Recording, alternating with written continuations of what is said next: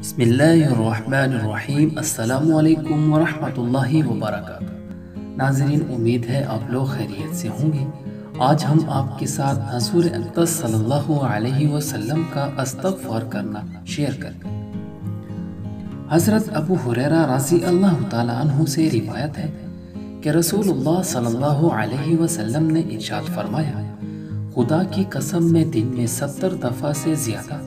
اللہ تعالیٰ کے حضور میں توبہ اور استغفار کرتا ہوں۔ اللہ تعالیٰ کی عظمت و کبریائی، جلال و جبروت کے بارے میں جس بندے کو جس طرح کا شعور و احساس ہوگا،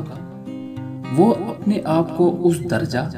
ادائے حقوق عبادیت میں قصوروار سمجھے گا۔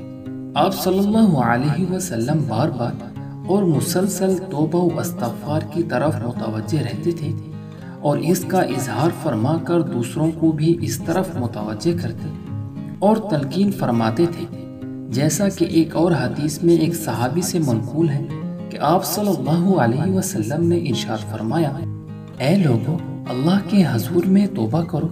میں خود دن میں 100 دفعہ اس کے حضور میں توبہ کرتا ہوں۔ یہ 70 اور 100 کی تعداد دراصل کثرت کو بیان کرنے کے لیے ہے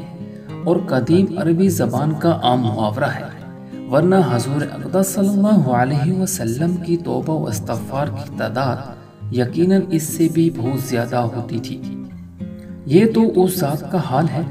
جس کے کوئی گناہ ہے ہی نہیں۔ دراصل اسی طرح کی روایت سے امت کو تعلیم دینا مقصود ہے کہ ہمیں ہر حال میں اللہ تعالیٰ کی طرف رجوع کرنا اور توبہ و استغفار کرنا چاہیے، کیونکہ توبہ و استغفار نہ کرنے کی صورت میں گناہوں کی سیاہی رفتہ رفتہ انسان کے دل پر چھا جاتی ہے۔ اسی بنا پر ایک حدیث میں فرمایا گیا، مومن بندہ جب کوئی گناہ کرتا ہے تو اس کے نتیجہ میں اس کے دل پر ایک سیاہ نقطہ لگ جاتا ہے، پھر اگر اس نے اس گناہ سے توبہ کی اور اللہ تعالیٰ کے حضور میں معافی و بخشش کی التجا کی تو وہ سیاہ نقطہ زائل ہو کر قلب صاف ہو جاتا ہے، اور اگر اس نے گناہ کے بعد توبہ و استغفار کے بجائے مزید گناہ کی اور گناہوں کی وادی میں قدم بڑھائے تو دل کی وہ سیاہی اور بڑھ جاتی ہے۔